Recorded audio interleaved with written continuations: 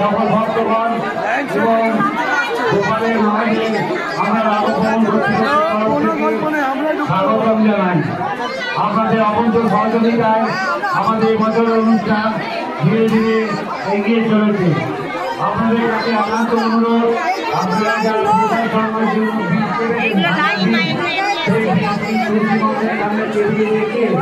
আপনারা লাল ঠাকুর সংগ্রহ করুন। এই লাল ঠাকুরের মাধ্যমে